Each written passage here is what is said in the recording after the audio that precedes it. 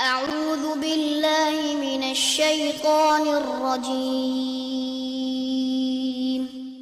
بسم الله الرحمن الرحيم الحمد للہ رب العالمین والصلاة والسلام علی نبینا محمد وعلی آلہ وصحبہ اجمعین اما بعد۔ کتاب الفوائد، اس کے مؤلف ہیں امام ابن القیم رحمہ اللہ، جو فوت ہوئے ہیں 751 ہجری میں 751، اور یہ کتاب مختلف قسم کے فوائد سے بھری پڑی ہے، اور الحمدللہ ہم لوگ تقریباً اس کتاب کا آدھا حصہ مکمل کر چکے ہیں۔ اللہ تعالیٰ پوری کتاب مکمل کرنے کی توفیق عنایت فرمائے۔ تو آج اس کتاب کا صفحہ نمبر ہے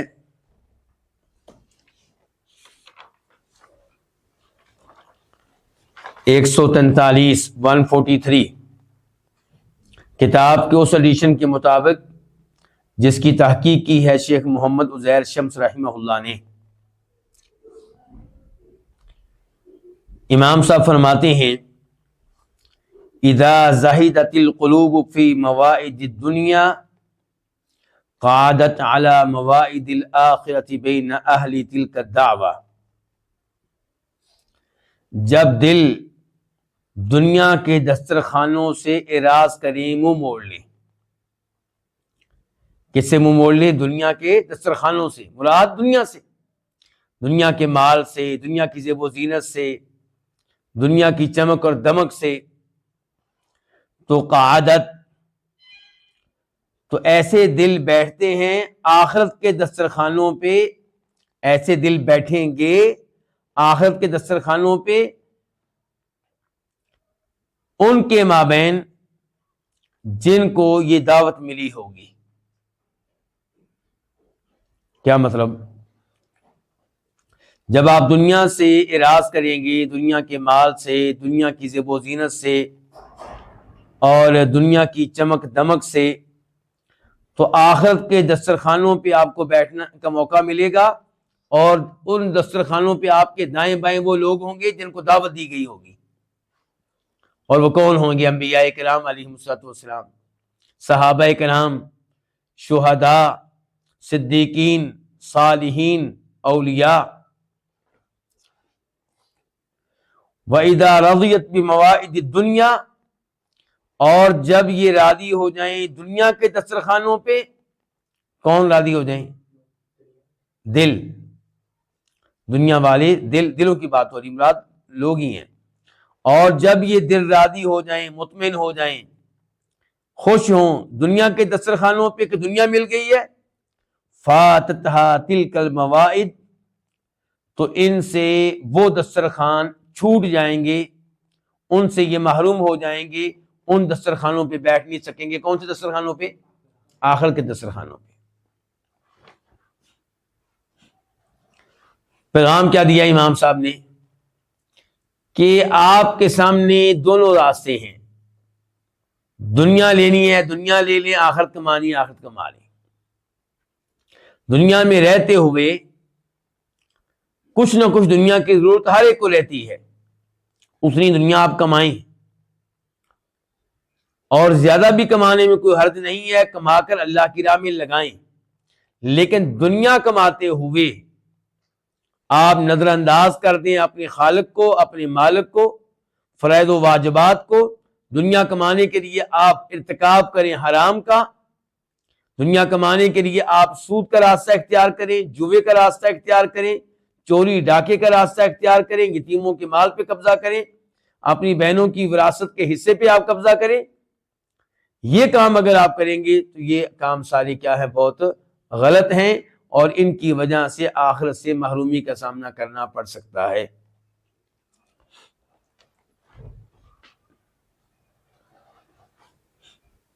تو امام صاحب کا فوکس اس بات پہ ہے کہ ہمیں وہ آخرت کے پیچھے لگائیں، ہماری توجہ بار بار وہ آخرت کی طرف کرتے ہیں۔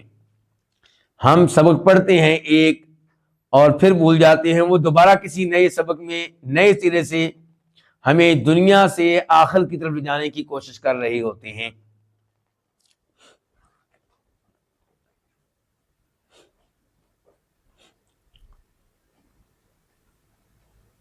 آج کے دوسرے فائدے میں فرماتے ہیں امام صاحب، الشوق الی اللہ ولقائہ نسیم یحب علی القلب یروح عنہ وہج الدنیا۔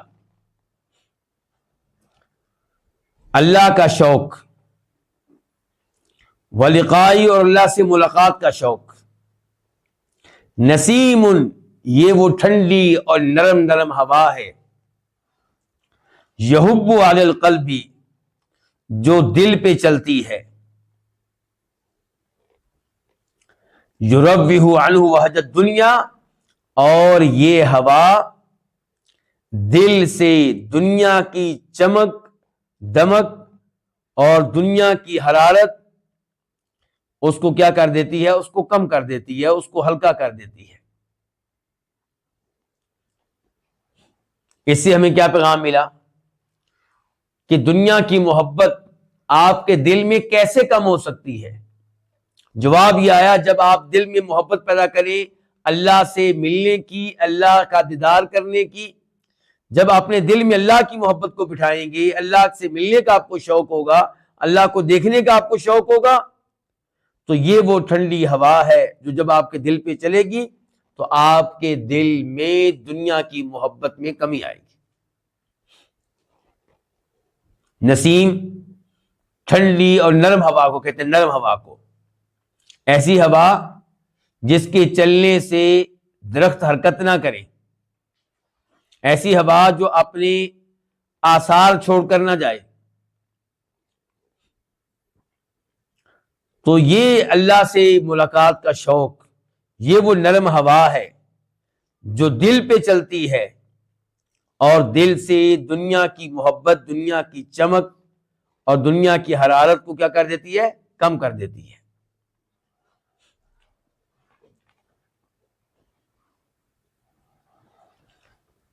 شاید آپ لوگوں کو وہ حدیث یاد ہو جس میں آتا ہے، بخاری مسلم کی حدیث ہے، کہ نبی علیہ الصلوۃ والسلام نے ارشاد فرمایا،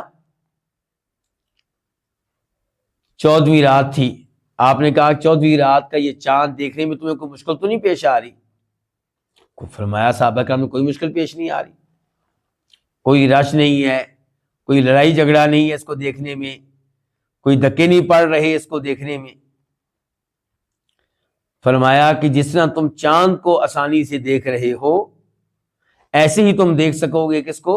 اللہ رب العزت کو۔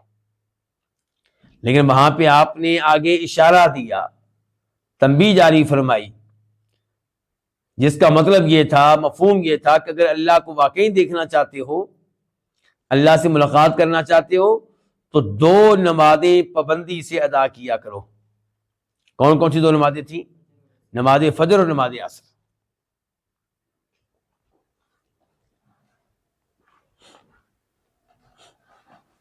آج کا تیسرا فائدہ، من وطن قلبہ عند ربہ سکن واستراح، جس نے اپنے دل کو رکھا، وطنا وطن بنایا، جگہ دی، ٹھہرایا، تو من وطن قلبہ جس نے اپنے دل کو ٹھہرایا، اپنے دل کو رکھا، عند ربی اپنے رب کے پاس، سکنا وہ سکون میں رہے گا، واستراح اور راحت میں رہے گا، آرام میں رہے گا، اسے بڑا سکون ملے گا۔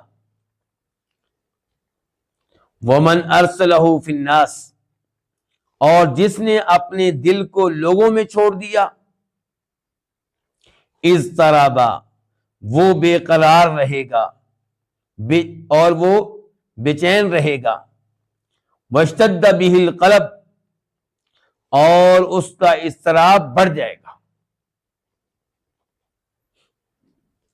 تو اگر دل کا تعلق کس کے ساتھ قائم کر لیں؟ اللہ تعالیٰ کے ساتھ، تو آپ سکون میں رہیں گے، راحت میں رہیں گے۔ اللہ کا آپ ذکر کر رہے ہوں، اللہ کا کلام آپ پڑھ رہے ہوں، اللہ کے بارے میں سوچ رہے ہوں، اللہ سے آپ ڈر رہے ہوں، اللہ سے آپ محبت کر رہے ہوں، تو الا بذکر اللہ تطمئن القلوب، اللہ کا ذکر کرنے سے دلوں کو کیا ملتا ہے؟ سکون ملتا ہے، اطمینان ملتا ہے۔ اور اگر دل کو آپ لوگوں میں چھوڑ دیں گے، اللہ کے بجائے دل کا تعلق لوگوں کے ساتھ، لوگوں کے اوپر نگاہ، تو پھر آپ کیا صورتحال ہوگی آپ کی؟ بے قرار رہیں گے، لوگ تو آپ کو پریشان کر دیں گے، لوگ آپ کو تنگ کریں گے، لوگوں کا دنیاوی طور پہ مقابلہ کرتے کرتے آپ تھک جائیں گے، سکون نہیں مل سکے گا آپ کو، راحت نہیں مل سکے گی آپ کو۔ تو سکون اور راحت چاہتے ہیں، سعادت چاہتے ہیں، اطمینان چاہتے ہیں، تو تعلق اس کے ساتھ قائم کریں، اپنے خالق اور اپنے مالک کے ساتھ۔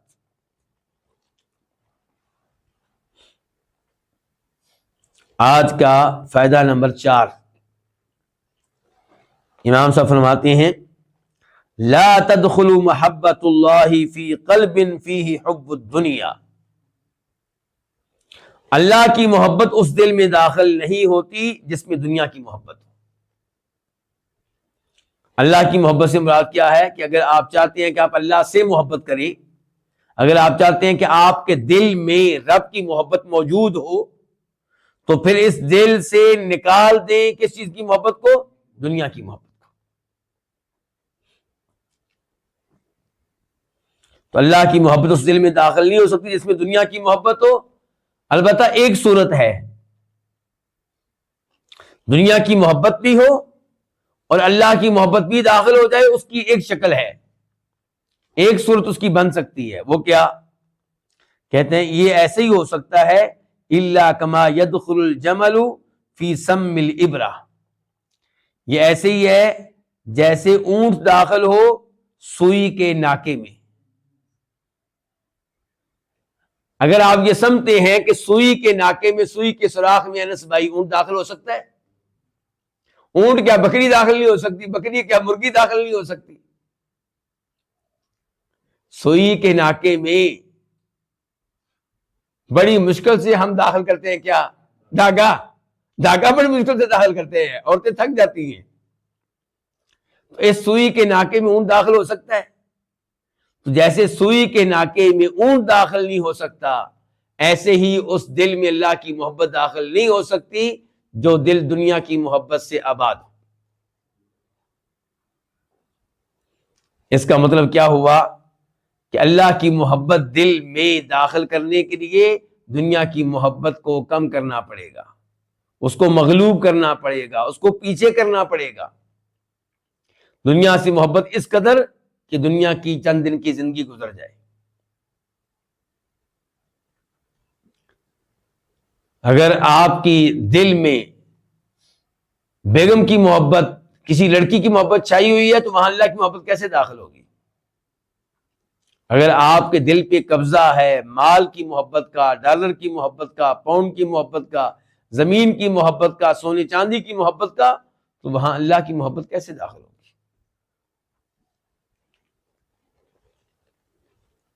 یہ وہی انداز ہے جو انداز قرآن کریم میں آیا ہے۔ آپ کہہ سکتے ہیں کہ امام القیم رحمہ اللہ نے یہ انداز کہاں سے لیا؟ قرآن سے۔ سورہ اعراف آیت نمبر 40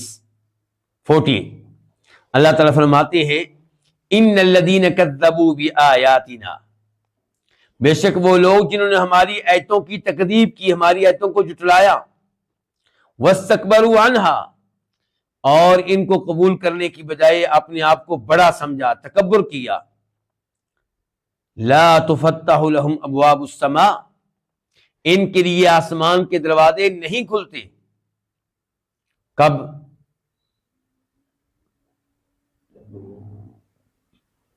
ان کے اعمال اوپر نہیں جاتے، خیر کے 4 کام کر بھی لیں تو اللہ تعالیٰ کے ہاں قابل قبول نہیں ہے، کیونکہ پیچھے ایمان نہیں ہے، پیچھے توحید نہیں ہے۔ توحید ہو، ایمان ہو تو کانٹا چبھے آپ صبر کریں تو وہاں پہ بھی نیکیاں مل جاتی ہیں، اور توحید اور ایمان نہ ہو تو آپ بڑے بڑے ہاسپٹل قائم کریں، آپ کی ایمبولینسیں چلیں، آپ لوگوں کو کھانا کھلائیں، تب بھی کوئی فائدہ نہیں ہے، آپ کے اعمال اوپر نہیں جائیں گے۔ اور ایسے ہی جب کافر فوت ہوتا ہے اس کی روح آسمان کی طرف جاتی ہے، لیکن آسمان کے دروازے اس کے لیے نہیں کھلتے، اس کو اوپر سے نیچے پھینک دیا جاتا ہے، جبکہ مومن روح کے لیے آسمان کے دروازے کھلتے ہیں، پہلا آسمان، دوسرا، تیسرا، ساتویں آسمان تک جاتی ہے۔ تو کہنے کا مطلب یہ ہے کہ ان مومن روح کے لیے دروازے کھلتے ہیں اور کافر روح کے لیے نہیں کھلتے۔ تو فرمایا بے شک وہ لوگ جنہوں نے ہماری آیتوں کی تکذیب کی، واستکبروا عنہا، اور ان کو قبول کرنے کے معاملے میں تکبر سے کام لیا، ان کے لیے آسمان کے دروازے نہیں کھلتے اور وہ جنت میں داخل نہیں ہو سکیں گے۔ اس پہ غور کریں، اور وہ جنت میں داخل نہیں ہو سکیں گے کب تک؟ اللہ نے فرمایا حتی یلج الجمل فی سم الخیاط، جب تک کہ اونٹ سوئی کے ناکے میں داخل نہ ہو جائے تب تک وہ جنت میں داخل نہیں ہو سکیں گے۔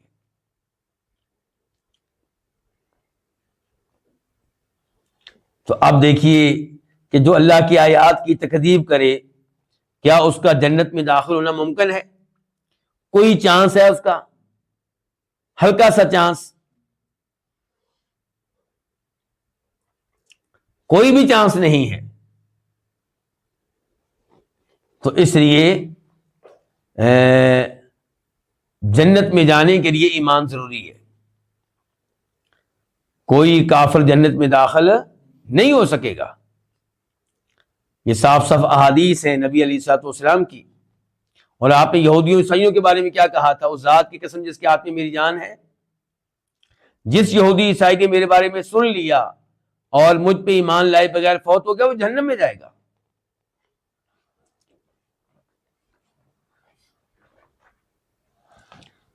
تو اب تک جو فوائد ہم نے پڑھے ہیں، ان کا خلاصہ اگر آپ نکالیں تو امام صاحب ہم میں شوق پیدا کر رہے ہیں اللہ سے ملاقات کا۔ امام صاحب یہ چاہتے ہیں کہ ہمارے دلوں میں اللہ کی محبت قائم ہو جائے، ہمارے دل اللہ کی محبت سے آباد ہو جائیں، ہماری زبانوں پہ اللہ کا ذکر جاری و ساری ہو جائے، ہم دنیا کی بجائے آخرت پہ توجہ دیں۔ یہ اب تک جو ہم نے 4 فوائد پڑھے ہیں ان کا خلاصہ ہے۔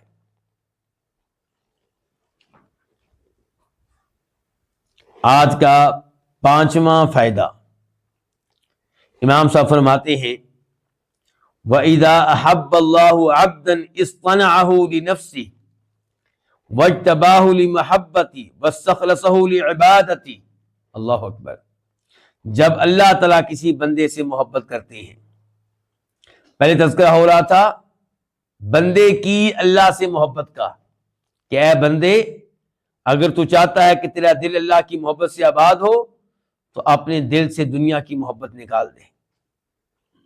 اب کہتے ہیں کہ اللہ کی محبت بندے سے، اور جب اللہ تعالیٰ کسی بندے سے محبت کرتے ہیں اصطنعہ لنفسی، تو اللہ تعالیٰ اس کو اپنے لیے تیار کرتے ہیں۔ اللہ تعالیٰ اس کو اپنے لیے تیار کرتے ہیں۔ یہ وہی الفاظ ہیں جو اللہ تعالیٰ نے موسیٰ علیہ السلام سے کہے ہیں، سورہ طٰہٰ میں آئے ہیں، آیت نمبر 41 میں، 41 میں، وَاصْطَنَعْتُكَ لِنَفْسِي، اے موسیٰ میں نے تجھے اپنے لیے تیار کیا، خاص اپنے لیے تیار کیا ہے، یعنی کہ تو نے میرے دین کا کام کرنا ہے، میرا دین لوگوں تک پہنچانا ہے، میری توحید کا پیغام لوگوں تک پہنچانا ہے۔ اور یہاں پہ امام صاحب کہہ رہے ہیں اور جب اللہ تعالیٰ کسی بندے سے محبت کرے تو اللہ تعالیٰ اس کو اپنے لیے تیار کرتے ہیں، وَاجْتَبَاهُ لِمَحَبَّتِهِ، اور اس کو اپنی محبت کے لیے چن لیتے ہیں، وَاسْتَخْلَصَهُ لِعِبَادَتِهِ، اور اس کو اللہ تعالیٰ اپنی عبادت کے لیے خاص کر دیتے ہیں، اپنی عبادت کے لیے اللہ تعالیٰ اس کو چن لیتے ہیں۔ تو جس بندے سے اللہ محبت کرتا ہوگا وہ کیا کرنے والا ہوگا؟ اللہ کی عبادت کرنے والا ہوگا، اس کو اللہ تعالیٰ اپنی عبادت کی توفیق دیں گے، اس کو اللہ تعالیٰ اپنی ذات سے محبت کرنے کی توفیق دیں گے۔ پھر کیا ہوگا؟ فَشَغَلَ هَمَّهُ بِهِ، تو اللہ تعالیٰ اس کی فکر کو اپنے ساتھ لگا دیں گے، اس کی ٹینشن، اس کی فکر انس بھائی کیا ہوگی؟ اللہ تعالیٰ۔ اس کی سوچیں میں نے اللہ کو کیسے راضی کرنا ہے، کیا میں یہ الفاظ کہوں گا میرا رب راضی ہوگا کہ ناراض ہوگا، میں آج کون سا ایسا عمل کروں کہ میرا رب میرے اوپر خوش ہو جائے، کیونکہ اس کی سوچیں، اس کی فکریں کس کے ساتھ لگ گئی ہیں؟ اللہ کے ساتھ۔ عام طور پہ لوگ صبح اٹھتے ہیں، ہر ایک کو کس کی فکر پڑی ہوتی ہے؟ دنیا کی۔ ہم سب کو صبح صبح فکر کس کی پڑی ہوتی ہے؟ دنیا کی۔ صبح 7 بجے ایک ہنگامہ ہوتا ہے گھروں میں، کوئی تیار ہو رہا ہے جاب کرنے کے لیے، کوئی تیار ہو رہا ہے اسکول پڑھنے کے لیے، اسکول بھی کیوں پڑھا جا رہا ہے؟ کل کو اچھی جاب ملے گی۔ کوئی تیار ہو رہا ہے فیکٹری میں جانے کے لیے، کوئی محنت مزدوری کرنے کے لیے، تو دنیا کی دوڑ لگی ہوتی ہے۔ لیکن یہ شخص جس کو اللہ تعالیٰ اپنے لیے تیار کریں، جس کو اللہ اپنی محبت کے لیے چن لیں، تو اللہ تعالیٰ کیا کرتے ہیں؟ فَشَغَلَ هَمَّهُ بِهِ، اللہ تعالیٰ اس کی فکر کو اپنے ساتھ لگا دیتے ہیں۔ وَلِسَانَهُ بِذِكْرِهِ، اور اللہ تعالیٰ اس کی زبان کو اپنے ذکر میں لگا دیتے ہیں۔ اس کی زبان پہ کس کا ذکر ہوتا ہے؟ کبھی سبحان اللہ کہہ رہا ہے، کبھی الحمدللہ کہہ رہا ہے، کبھی اللہ اکبر کہہ رہا ہے، کبھی گھر میں داخل ہوتے وقت وہ دعا پڑھ رہا ہے جو نبی علیہ السلام پڑھا کرتے تھے، اور یہ اللہ کا ذکر ہے۔ بسم اللہ ولجنا و بسم اللہ خرجنا۔ کبھی کھانا کھا رہا ہے بسم اللہ پڑھ رہا ہے، کبھی کھانا کھا کے فارغ ہوا ہے کیا کہتا ہے؟ الحمدللہ الذی اطعمنی ھذا ورزقنیہ من غیر حول منی ولا قوہ۔ تمام تعریفیں اس اللہ کے لیے جس نے مجھے کھانا کھلایا اور جس نے مجھے یہ رزق دیا، اس میں میرا کوئی کمال نہیں تھا، سارا کمال کس کا تھا؟ اللہ تعالیٰ کا تھا۔ یہ آدمی رات کو سوئے گا، تینوں کل 3 بار پڑھ کے اپنے آپ کو دم کر رہا ہوگا۔ یہ رات کو سونے سے پہلے آیت الکرسی پڑھ رہا ہوگا، یہ رات کو سونے سے پہلے سورہ ملک پڑھ رہا ہوگا، سورہ سجدہ پڑھ رہا ہوگا۔ رات کو سوتے ہوئے بھی اس کا دھیان کس چیز پہ ہے؟ تہجد پڑھنے پہ۔ اس کا دھیان اس بات پہ کہیں میری فجر کی نماز ضائع نہ ہو جائے، الارم لگائے گا، والدہ سے کہے گا مجھے اٹھا دینا، بیگم سے کہے گا مجھے فون کر کے اٹھا دینا۔ یعنی کہ اس کا ہم اور غم کون؟ اللہ رب العزت۔ اپنے بچوں کو کس کے ساتھ جوڑ رہا ہے؟ اللہ تعالیٰ کے ساتھ جوڑ رہا ہے۔ کبھی کہیں درس قرآن میں بیٹھ رہا ہے، کہیں پہ درس حدیث میں بیٹھ رہا ہے۔ وَجَوَارِحَهُ بِخِدْمَتِهِ، اور اللہ تعالیٰ ایسے شخص کے اعضاء کو اپنی خدمت میں لگا دیتے ہیں۔ اللہ تعالیٰ اس کے اعضاء کو کس میں لگا دیتے ہیں؟ اپنی اللہ کی خدمت۔ کیسے جی؟ تو اللہ کی خدمت جو ہے، یہ لفظ عام طور پہ صوفی لوگ استعمال کرتے ہیں۔ کون کرتے ہیں؟ صوفی لوگ۔ اور کس معنی میں استعمال کرتے ہیں؟ اللہ کی عبادت اور اللہ کی اطاعت کے معنی میں۔ تو اب مطلب کیا نکلے گا پھر؟ وَجَوَارِحَهُ بِخِدْمَتِهِ، اللہ تعالیٰ اس کے اعضاء کو لگا دیتے ہیں اپنی عبادت میں، اپنی اطاعت میں۔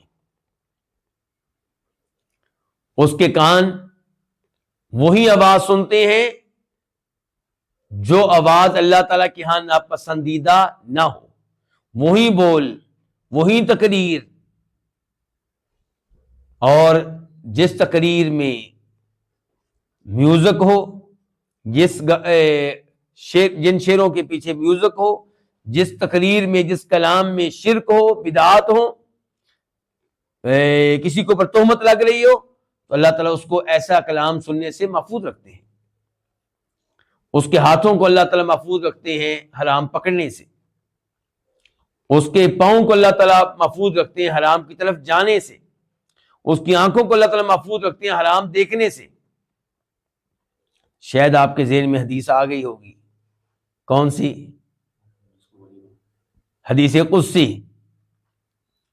جس میں اللہ تعالیٰ فرماتے ہیں، اپنے ولی کا تذکرہ کرتے ہیں کہ جس کو اللہ تعالیٰ اپنا ولی بناتے ہیں، جس کو اللہ تعالیٰ اپنا دوست بناتے ہیں، جس سے اللہ تعالیٰ محبت کرتے ہیں، اس کی صورتحال کیا ہو جاتی ہے؟ اللہ تعالیٰ اس کا کان بن جاتے ہیں، اللہ تعالیٰ اس کا ہاتھ بن جاتے ہیں، اللہ تعالیٰ اس کا پاؤں بن جاتے ہیں۔ کیا مطلب ہے ان الفاظ کا؟ اللہ تعالیٰ اس کا ہاتھ بن جاتے ہیں، یعنی کہ وہ وہی چیزیں پکڑتا ہے جن کو پکڑنے کی اللہ اجازت دے، وہ پاؤں سے چل کر ادھر جاتا ہے جدھر جانے کی اللہ تعالیٰ اجازت دے، وہ کانوں کے ساتھ وہی کلام سنتا ہے جس کلام کے سننے پہ اللہ تعالیٰ ناراض نہ ہو، وہ آنکھوں سے وہی چیزیں دیکھتا ہے جن کے دیکھنے پہ اللہ ناراض نہ ہو، ان کے اللہ کی توفیق اس کے شامل حال ہو جاتی ہے۔ بلکہ وہاں پہ یہ بھی آتا ہے وَلَئِن سَأَلَنِي لَأُعْطِيَنَّهُ، یہ عظیم انسان اگر مجھ سے سوال کرے میں اس کو عطا کرتا ہوں، مجھ سے پناہ مانگے میں اس کو پناہ دیتا ہوں۔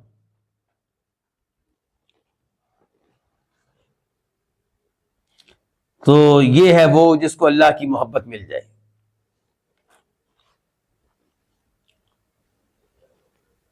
آج کا فائدہ نمبر 6، امام صاحب فرماتے ہیں القلب یمرض کما یمرض البدن، دل ایسے بیمار ہوتا ہے جیسے انسان کا بدن بیمار ہوتا ہے، جیسے بدن کو بیماریاں لگتی ہیں ایسے دل کو بھی کئی بیماریاں لگتی ہیں۔ مثال کے طور پہ دل کی بیماریوں کے نام لیں، حسد، کینہ، بغض، دنیا کی محبت کا غالب آ جانا، اس قسم کی چیزیں یہ سب کیا ہیں؟ یہ دلوں کی بیماریاں ہیں۔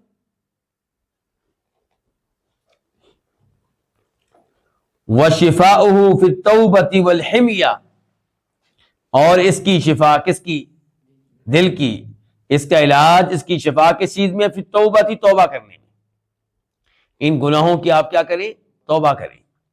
والحمیۃ، اور دوسرا اس کی شفا ہے الحمیۃ، پرہیز میں۔ کیا مطلب؟ گناہوں سے بچیں، ان گناہوں سے بچیں، پہلے گناہ جو ہو گیا ان کی توبہ کریں، اور ان گناہوں سے بچیں جو دل کو نقصان دیتے ہیں، جو دل کو بیمار کر دیتے ہیں۔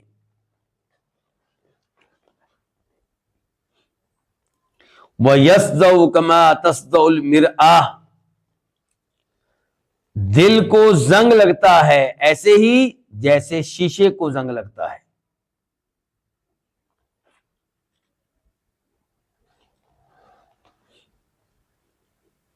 کہتے ہیں وَجِلَاؤُهُ بِالذِّكْرِ، اور اس زنگ کو دور کیسے کیا جائے گا؟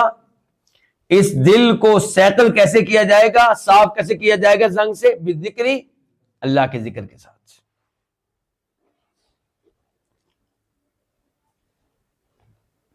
اللہ تعالیٰ فرماتے ہیں سورہ مطففین میں آیت نمبر 14 میں 14 میں کلا بران علی قلوبہم ما کانوا یکسبون،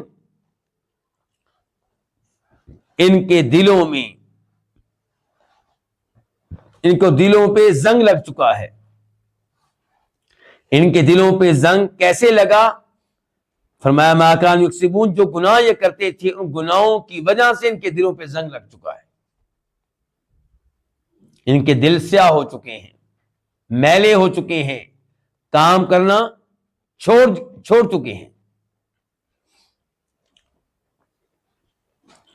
اور اس آیت کی تفسیر میں ترمذی شریف کی حدیث نمبر 3334 3334، ان العبد اذا اخطأ خطیئہ، بندہ جب کوئی گناہ کرتا ہے، نکتت فی قلبہ نکتۃ سوداء، تو اس کے دل پہ سیاہ نقطہ لگا دیا جاتا ہے، سیاہ نقطہ لگ جاتا ہے۔ فَإِذَا هُوَ نَزَعَ وَاسْتَغْفَرَ وَتَابَ سُقِلَ قَلْبُهُ، اگر وہ یہ گناہ چھوڑ دے اور اللہ سے توبہ استغفار کر لے تو اس کا دل سیکل ہو جاتا ہے، صاف ہو جاتا ہے، وہ جو نقطہ لگا تھا وہ مٹ جاتا ہے۔ وَإِنْ عَادَ زِيدَ فِيهَا، اور اگر وہ گناہ دوبارہ کرے تو پھر اس نقطے میں اضافہ ہو جاتا ہے۔ حَتَّى تَعْلُوَ قَلْبَ، حتیٰ کہ یہ سیاہی اس کے دل پہ چھا جاتی ہے۔ وَهُوَ الرَّانُ الَّذِي ذَكَرَ اللَّهُ، فرماتے ہیں نبی علیہ الصلوۃ والسلام یہی وہ زنگ ہے جس کا تذکرہ کیا اللہ تعالیٰ نے، کلا بران علی قلوبہم ما کانوا یکسبون، تو امام صاحب اسی لیے کیا کہہ رہے ہیں کہ دل زنگ آلود ہو جاتا ہے جیسے شیشہ زنگ آلود ہوتا ہے. سوال یہ ہے کہ اب اس کو صاف کیسے کرنا ہے، زنگ کو اتارنا کیسے ہے؟ کہتے ہیں وجلاؤہ، اور اس زنگ کو دور کرنے کا طریقہ کیا ہے؟ بذکر، اللہ کا ذکر. اللہ کے کلام کی تلاوت کریں، اللہ کی نعمتوں کو یاد کریں، اللہ تعالیٰ کے نام اور صفات ان کا تذکرہ کریں، اللہ تعالیٰ کے احسانات ان کا آپ تذکرہ کریں. ایسی چیزوں سے یہ زنگ دور ہو جائے گا. وَيَعْرَى كَمَا يَعْرَى الْجِسْمُ، اور یہ دل ننگا ہو جاتا ہے جیسے بدن ننگا ہوتا ہے. کپڑے اتار دیں تو بدن اور جسم کیا ہوگا؟ ننگا ہو جائے گا. کہتے ہیں ایسے ہی دل بھی ننگا ہو جاتا ہے. اچھا، جسم کو کسی سے ڈھانکیں گے؟ کپڑوں سے، لباس سے. اور دل کو کس سے ڈھانکیں گے؟ تقویٰ سے، پرہیزگاری سے، ایمان سے، عمل صالح سے. اللہ تعالیٰ فرماتے ہیں سورہ اعراف آیت نمبر 26 یا بنی آدم، اے آدم کے بیٹو، اے اولاد آدم، قد انزلنا علیکم لباسا یواری سوآتکم، ہم نے تمہارے اوپر ایسا لباس نازل کیا ہے جو تمہاری شرمگاہوں کو چھپاتا ہے. تو یہ لباس اللہ کا احسان ہے، اللہ کی نعمت ہے. وریشا، اور ہم نے زینت اتاری ہے، یعنی کہ یہ لباس، اس کے دو فائدے ہیں. نمبر 1، تمہاری شرمگاہوں کو چھپاتا ہے، ان کو ڈھانکتا ہے. نمبر 2، یہ تمہیں خوبصورت بناتا ہے. انسان تب خوبصورت نظر آتا ہے جب وہ لباس پہنے ہوئے ہو. جو بے لباس ہوگا وہ خوبصورت نہیں ہوتا. وَلِبَاسُ التَّقْوَىٰ ذَلِكَ خَيْرٌ، اللہ تعالیٰ فرماتے ہیں یہ تھا ظاہری لباس، اور ایک معنوی لباس ہوتا ہے. وہ کون سا؟ تقویٰ کا لباس. اللہ تعالیٰ کہتے ہیں وہ سب سے بہتر ہے. اہم بات یہ ہے کہ آپ نے تقویٰ والا لباس پہن رکھا ہو. آپ ایمان پہ ہوں، آپ توحید پہ ہوں، آپ گناہوں سے بچنے والے ہوں، آپ شرک سے بچنے والے ہوں، آپ کبائر سے دور رہنے والے ہوں. یہ والا لباس جو ہے یہ اصل میں دل کا لباس ہے.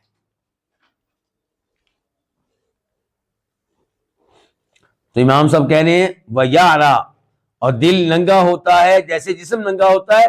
وَزِينَتُهُ التَّقْوَىٰ، اور اس کی زیب و زینت کیا ہے؟ تقویٰ.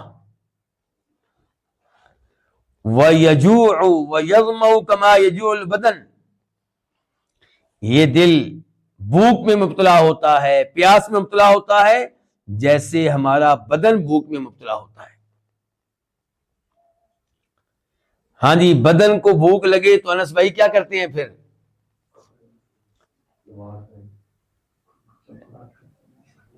کھانا کھاتے ہیں. کیا کرتے ہیں؟ کھانا کھاتے ہیں. کھانا کھانے سے بدن کی بھوک مٹتی ہے. اب آپ کا جو دل ہے اس کو بھی بھوک لگتی ہے، پیاس لگتی ہے. وہ بھوک کیسے مٹے گی؟ وہ پیاس کیسے بجھے گی؟ تو کہتے ہیں وَطَعَامُهُ وَشَرَابُهُ، دل کا کھانا اور دل کا مشروب وہ کیا ہے؟ المعرفہ والمحبہ، اللہ کی معرفت.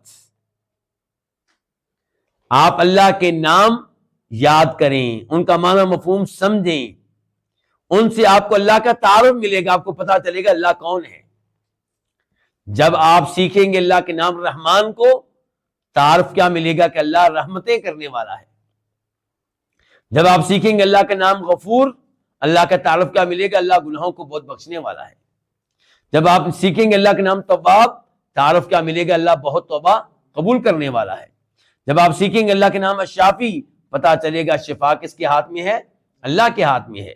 جب آپ سیکھیں گے اللہ کے نام الوہاب، پتا چلے گا داتا صرف اللہ ہے، بیٹے دینے والا صرف اللہ ہے، رزق دینے والا صرف اللہ ہے. جب آپ سیکھیں گے اللہ تعالیٰ کے نام الجبار، المنتقم، تو پھر آپ کو پتا چلے گا کہ اگر کوئی اللہ تعالیٰ کی رحمت کو ذہن میں رکھتے ہوئے اللہ تعالیٰ کو کھیل تماشا بنانے کی کوشش کرے تو پھر اللہ تعالیٰ جبار ہے، پکڑنے پہ آئے تو اس کی پکڑ بڑی سخت ہے۔ ان اخذہ علیم شدید وَكَذَلِكَ أَخْذُ رَبِّكَ إِذَا أَخَذَ الْقُرَىٰ وَهِيَ ظَالِمَةٌ إِنَّ أَخْذَهَا عَلِيمٌ شَدِيدٌ۔ تو کہنے کا مطلب یہ ہے کہ اللہ کی معرفت، اللہ کا تعارف، یہ ہمارے دل کا کھانا ہے، ہمارے دل کا مشروب ہے۔ اللہ کی صفات کے بارے میں پڑھیں، اللہ کی صفات کا مطالعہ کریں، اللہ کی صفات کو سیکھنے کی کوشش کریں، اللہ کی صفات کے بارے میں جو گمراہیاں ہیں ان گمراہیوں کو سیکھیں تاکہ آپ ان سے محفوظ رہ سکیں۔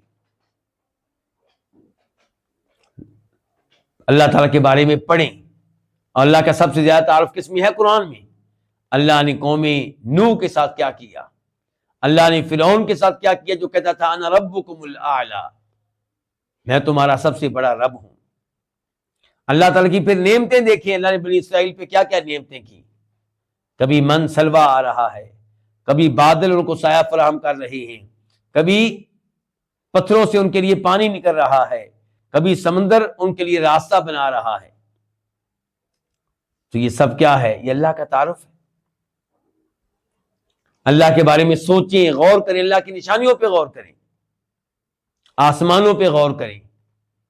یہ آسمان اللہ نے بنایا، کیسا عظیم آسمان ہے، کوئی ستون نہیں، کوئی اس میں درار نہیں پڑتی، کوئی شگاف نہیں پڑتا، اس کی مرمت نہیں کرنا پڑتی، کوئی وہاں تک پہنچ نہیں پاتا۔ جدھر چلے جائے آسمان ہے، کہیں پہ ختم ہونے کا نام نہیں لیتا۔ زمین کہیں پہ نکل جائیں ختم ہونے کا نام نہیں لیتی۔ زمین پہ آپ نے بلندوں والا بلڈنگیں کھڑی کر رکھی ہیں جبکہ نیچے پانی ہے، اور زمین آپ کی بلڈنگ کو سنبھالے ہوئے ہے۔ یہ سب کس کی قدرتیں ہیں؟ یہ سب اللہ تعالیٰ کی قدرتیں ہیں۔ پھر آپ بچے کی طرف دیکھیں، ایک قطرہ پانی کا قطرہ جس میں کوئی ہڈی نہیں، کوئی گوشت نہیں، اس سے اللہ تعالیٰ انسان پیدا کرتے ہیں۔ یہ 5 فٹ کا انسان جو آج تکبر کرتا ہے، اس کی حقیقت کیا ہے؟ اس کا سر کہاں سے آ گیا؟ وہ پانی کے قطرے سے اس کا سر بھی نکل آیا، اس کی آنکھیں بھی نکل آئیں، اس کے کان بھی نکل آئے، اس کے لمبے لمبے ہاتھ بھی نکل آئے، اس کی لمبی لمبی ٹانگیں بھی نکل آئیں، اس کی مضبوط ہڈیاں نکل آئیں۔ یہ اللہ تعالیٰ کی قدرت کی نشانی ہے۔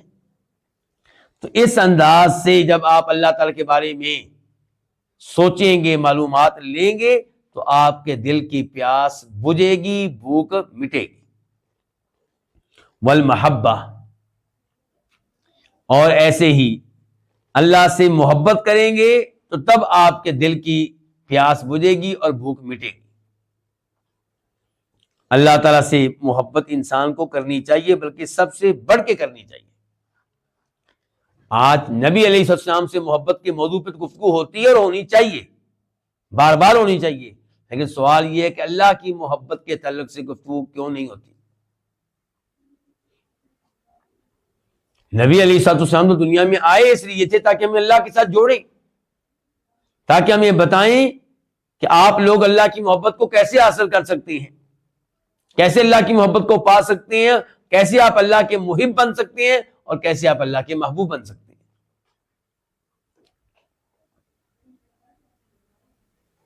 اللہ تعالیٰ نے فرمایا قل ان کنتم تحبون اللہ فاتبعونی، اگر اللہ کی محبت کو پانا چاہتے ہو، اللہ کے محب بننا چاہتے ہو، اللہ سے محبت کرنے والے بننا چاہتے ہو، تو اللہ کے نبی جناب محمد صلی اللہ علیہ وسلم کی اتباع کرو، ان کی پیروی کرو، ان کے نقش قدم پہ چلو، ان کے دین پہ چلو،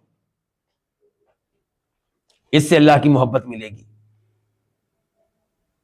ان اللہ یحب التوابین یحب المتطہرین، آپ گناہوں کی کثرت سے توبہ کیا کریں، استغفار کیا کریں، اور پاکیزگی کا اہتمام کریں، پلیت چیزوں سے دور رہیں، اللہ تعالیٰ خود آپ سے محبت کرنے لگ جائے گا۔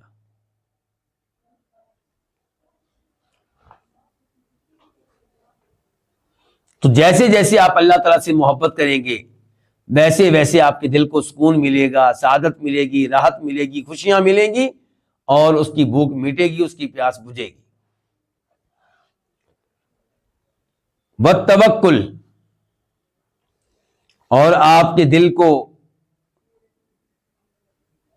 دل کی بھوک کیسے مٹے گی، پیاس کیسے بجھے گی؟ والتوکل، جب آپ اللہ پہ توکل کریں، اللہ پہ اعتماد کریں، اللہ پہ بھروسہ کریں ہر کام میں۔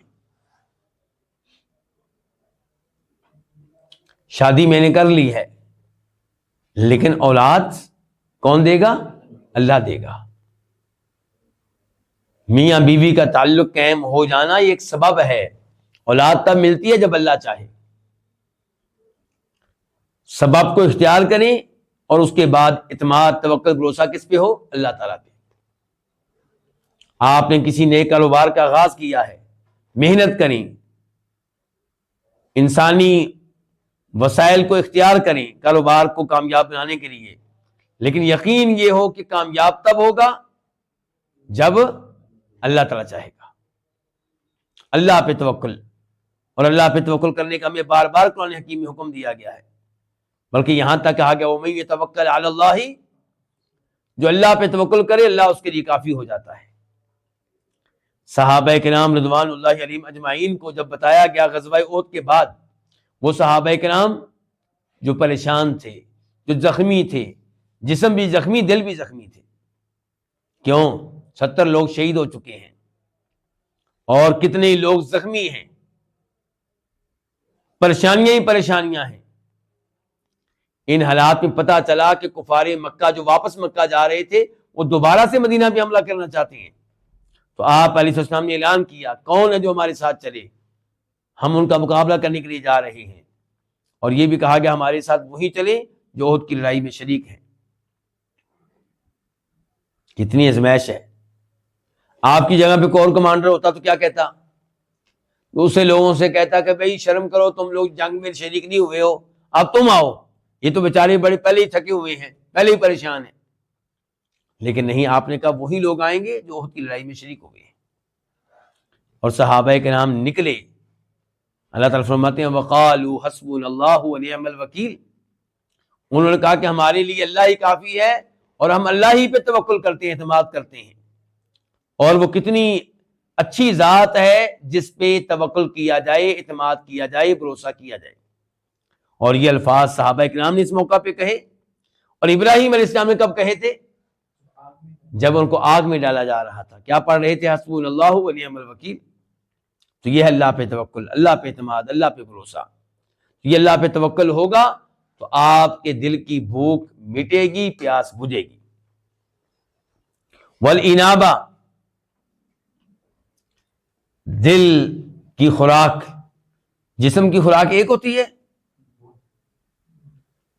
ہم چاول بھی کھاتے ہیں، روٹی بھی کھاتے ہیں، میٹھا بھی کھا رہے ہوتے ہیں، سلاد بھی کھا رہے ہوتے ہیں، تو دل کی خوراک بھی ایسے ہی ہے۔ اللہ کی معرفت، اللہ کی محبت، اللہ پہ توکل، والانابہ، اور اللہ کی طرف رجوع۔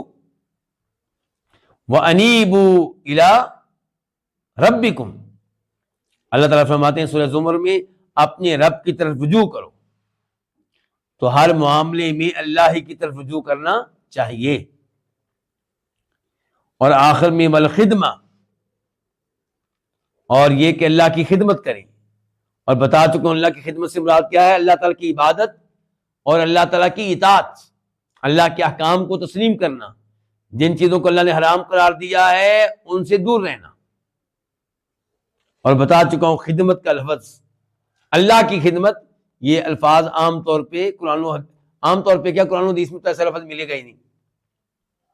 اور جو علماء کرام استعمال کرتے ہیں عام طور پہ وہ کون ہوتے ہیں؟ صوفی لوگ ہوتے ہیں عام طور پہ۔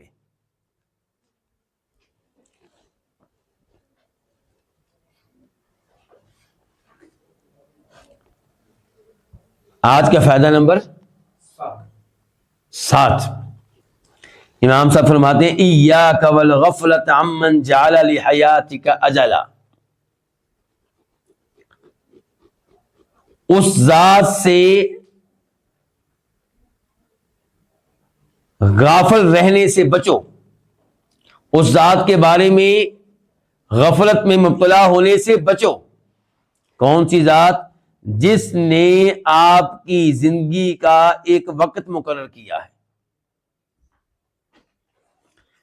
یعنی کہ جس کے ہاتھ میں آپ کی زندگی ہے، جس کے ہاتھ میں آپ کی سانسیں ہیں، جو موت و حیات کا مالک ہے، اس سے آپ غافل کیسے ہو سکتے ہیں؟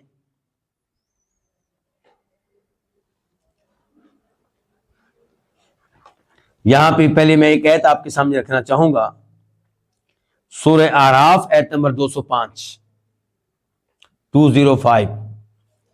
وَاذْكُرْ رَبَّكَ فِي نَفْسِكَ تَضَرُّعًا وَخِيفَةً وَدُونَ الْجَهْرِ مِنَ الْقَوْلِ بِالْغُدُوِّ وَالْآصَالِ وَلَا تَكُن مِّنَ الْغَافِلِينَ۔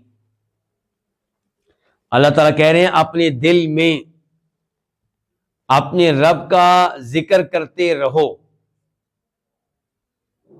کیونکہ دل وہی معتبر ہے جو دل ذکر وہی معتبر ہے جو دل میں ہو۔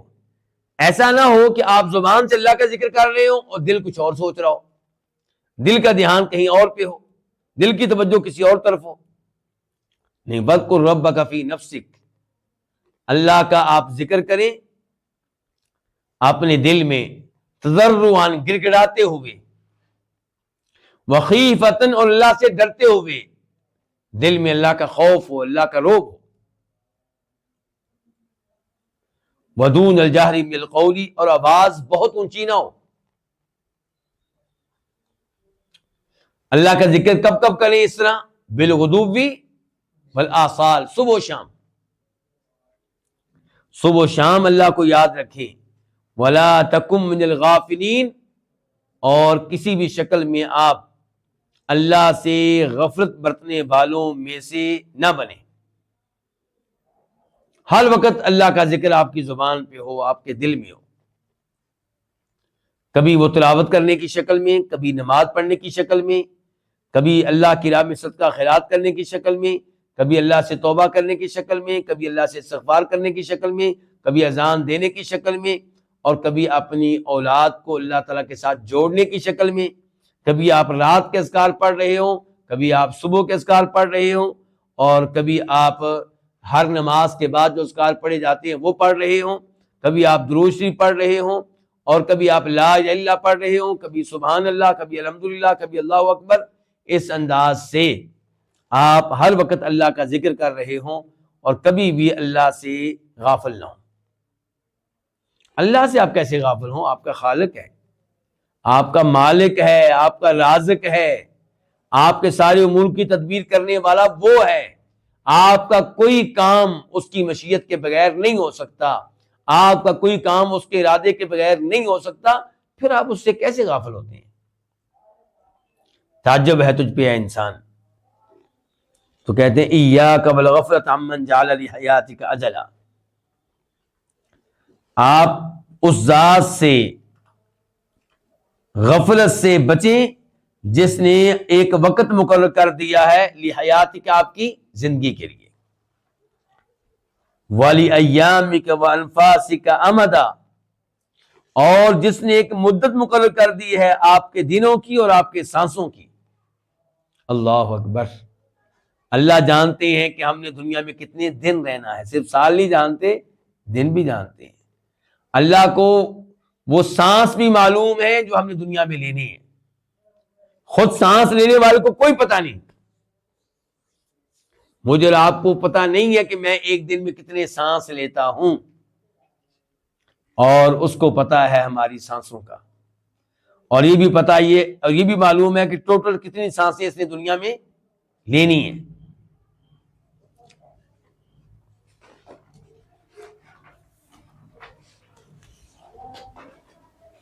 وَمِن كُلِّ مَا سِوَاهُ بُدٌّ،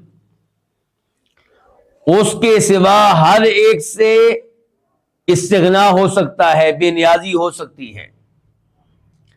اللہ کے علاوہ ہر ایک کے بغیر آپ زندہ رہ سکتے ہیں، اللہ کے بغیر ہر ایک سے آپ مستغنی اور بے نیاز ہو سکتے ہیں۔ وَلَا بُدَّ لَكَ مِنْهُ، اور اللہ تعالی سے آپ مستغنی نہیں ہو سکتے، بے نیاز نہیں ہو سکتے۔ اللہ کے بغیر گزارا نہیں ہو سکتا۔ اللہ تعالیٰ فرماتے ہیں قرآن حکیم میں، یا ایھا الناس انتم الفقراء الی اللہ واللہ هو الغنی الحمید، اے لوگو تم سب کے سب اللہ کے محتاج ہو۔ کوئی بھی انسان اللہ سے مستغنی اور بے نیاز نہیں ہے، اور ہم اللہ کے محتاج ہیں ایک ایک لمحے میں، ایک ایک سانس لینے کے لیے، ایک ایک کام میں، اور اللہ تعالی ہمارا محتاج نہیں ہے کسی ایک بھی معاملے میں، حتیٰ کہ وہ ہمارے صدقات کا محتاج نہیں ہے، وہ ہماری نمازوں کا محتاج نہیں ہے، وہ ہماری تلاوتوں کا محتاج نہیں ہے۔ مشہور و معروف حدیث قدسی آپ سب نے سنی ہوگی، جس سے پتہ چلتا ہے اللہ تعالیٰ کے استغنا کا، اللہ تعالیٰ کے شہنشاہ ہونے کا، اللہ کے ہم سے بے نیاز ہونے کا، جس میں آتا ہے کہ اگر لو ان اولکم وآخرکم وانسکم وجنکم، پہلے انسان سے لے کر قیامت تک آنے والے آخری انسان تک، سارے کے سارے انسان بھی بلکہ جن بھی، سب کے سب، اگر یہ سب سے زیادہ متقی انسان کی طرح ہو جائیں، سب سے متقی انسان کون گزرے ہیں دنیا میں؟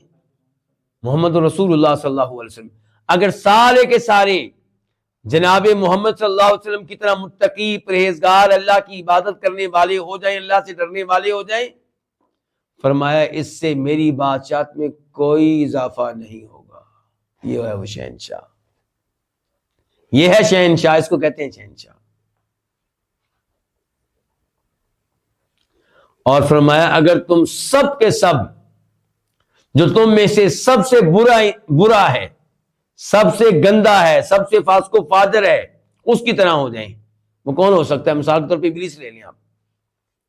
سب کے سب انسان، سب کے سب جن ابلیس کی طرح فاسق و فاجر ہو جائیں، اللہ تعالیٰ کہتے ہیں اس سے میری بادشاہت کو کوئی فرق نہیں پڑے گا۔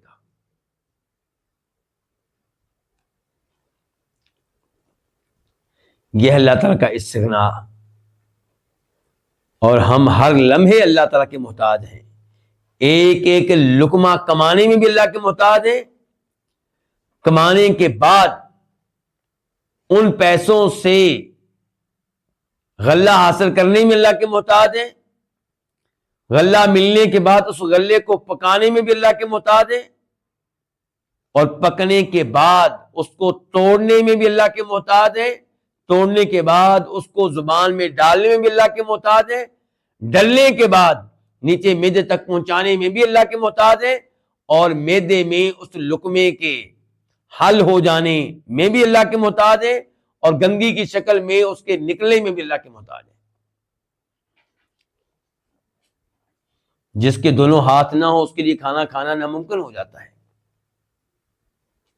اور جس کا معدہ کام نہ کرتا ہو اس کے لیے کھانا کھانا ناممکن ہو جاتا ہے۔ قبض ہو جائے تب بھی صورتحال خراب، اسہال ہو تب بھی صورتحال خراب، یہ پائپ کی نالیاں جن سے کھانا گزرتا ہے یہ خراب ہو پھر بھی کام خراب، دانت کام نہ کرتے ہوں پھر بھی کام خراب، اور پکانے کے لیے آگ نہ ہو، گیس نہ ہو، بجلی نہ ہو، کرنٹ نہ ہو، لکڑیاں نہ ہو، پھر بھی کام خراب۔ تو ہم ایک ایک چیز میں، یہ میں نے ایک صرف کھانے کی مثال دی ہے، ایسے ہر چیز کی مثال آپ لے لیں۔ ہماری جاب، ہم اس میں اللہ کے محتاج ہیں، آنکھوں کے معاملے میں اللہ کے محتاج ہیں، کانوں کے معاملے میں اللہ کے محتاج ہیں، دانتوں کے معاملے میں اللہ کے محتاج ہیں، ہاتھوں کے معاملے میں اللہ کے محتاج ہیں، اولاد لینے کے معاملے میں اللہ کے محتاج ہیں، اولاد کی تربیت کرنے کے معاملے میں اللہ کے محتاج ہیں، اولاد پہ خرچ کرنے کے معاملے میں اللہ کے محتاج ہیں۔ کون سا معاملہ ہے جس میں ہم اللہ کے محتاج نہیں ہیں؟ تو جس کے ہم اتنے محتاج ہیں اس سے غافل ہونا، بتانا یہ چاہتے ہیں امام صاحب کہ جس کی ضرورت آپ کو ایک ایک لمحے میں ہے، ہر قدم پہ ہے، ہر سانس میں ہے، ہر چیز میں ہے، ہر میدان میں ہے، اے انسان تو اس سے غافل کیسے ہو جاتا ہے؟ تجھے تو ہر وقت اس کا ذکر کرتے رہنا چاہیے، ہر وقت اس کا شکر ادا کرتے رہنا چاہیے، ہر وقت اس سے معافیاں مانگتے رہنا چاہیے، ہر وقت اس سے توبہ کرتے رہنا چاہیے۔ یہ آخری فائدے کا مفہوم اور خلاصہ ہے۔ امام صاحب کہتے ہیں وَمِن كُلِّ مَا سِوَاهُ بُدٌّ، بدن کا معنی کیا ہوگا؟ چارہ کار، بھاگنے کی جگہ، یعنی کہ اللہ کے علاوہ ہر ایک سے بھاگنے کی جگہ موجود ہے۔